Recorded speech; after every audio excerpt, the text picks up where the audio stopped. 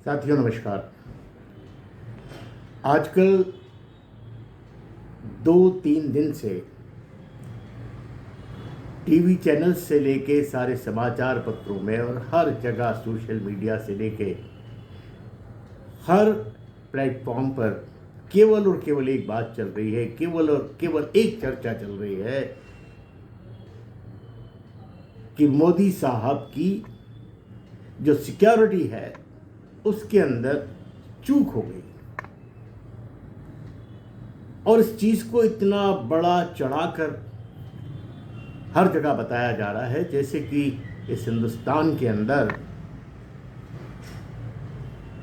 कोई बहुत ही बड़ा अजूबा हो गया हो, प्रधानमंत्री जी की सुरक्षा पर एकदम सेंध लग गई हो, उनकी जान पर आ गई हो, ऐसा करके प्रचारित किया जा रहा है। जबकि इस देश के लोग जानते हैं कि मनमोहन सिंह जी से लेकर और इंदिरा जी तक,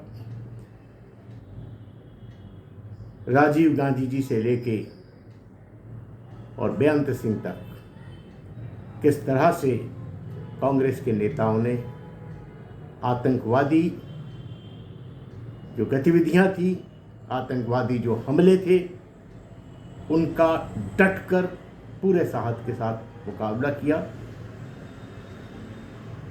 पर कभी रुदन नहीं किया।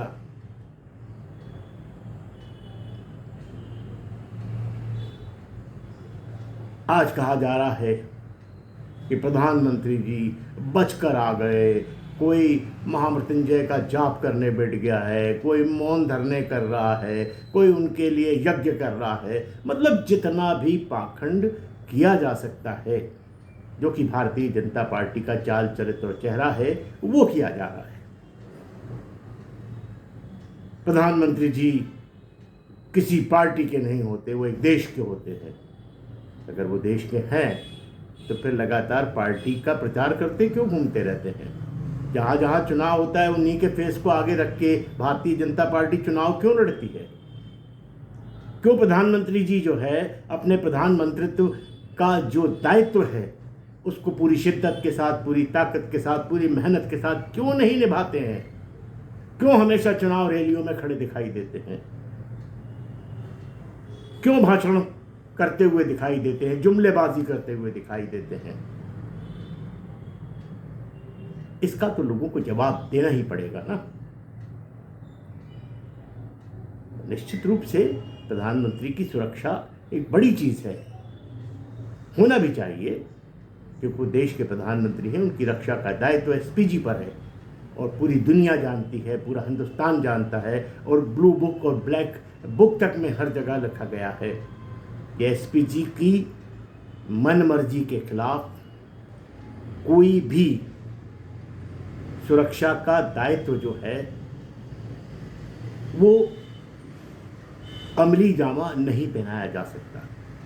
आप कितनी भी सुरक्षा के कोई भी मापदंड अपना लें, पर अंत में फैसला एसपीजी का होता है।